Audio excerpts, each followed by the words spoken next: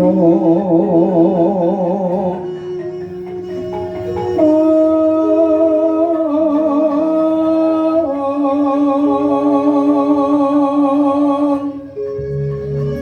ngajung kenastanira kalih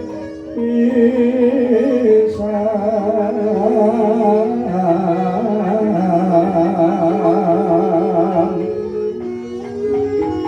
yen nganti kok magawe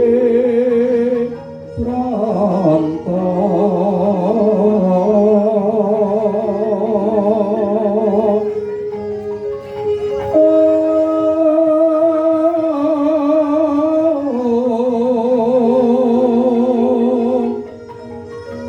yen nganti kok magawe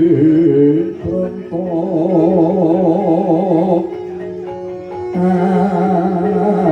atur kang mawantya-wantya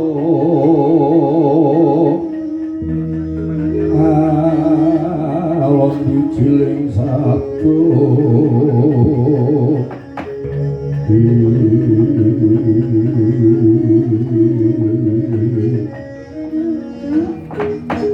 jagat wasisaning jiwa jagat pramodita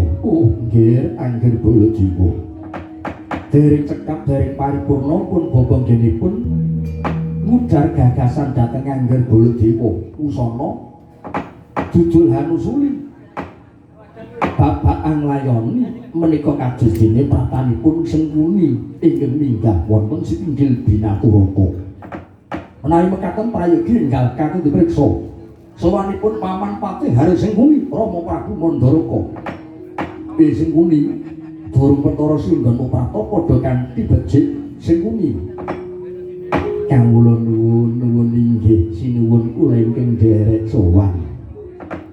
awit nampi berkaping estu paduka sowanipun ing abdi winantu ing Karaharjan lampah kula miwah pangabekti mawan tuwantu mugi konjuk sandhaping kepada sinuwun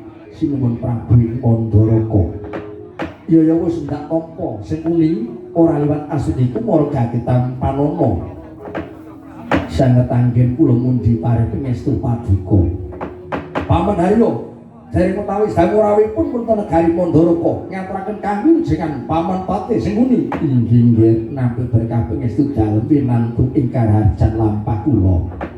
Angger Baladewa kok malah sampun cumandhak wonten negari Mandaraka lho menika Sudarma kula Rama Prabu Salya menika rak mara sepaipun Baladewa inggih kula sampun uninga menawi sinuwun Prabu Salya menika rak mara sepaipun Angger Baladewa ning kok njanur gunung kadingaren niki janjane wonten menapa pun perkawis menika Paman Sengkuni mboten perlu priksa menika kami gatosanipun kula warga negari Mandaraka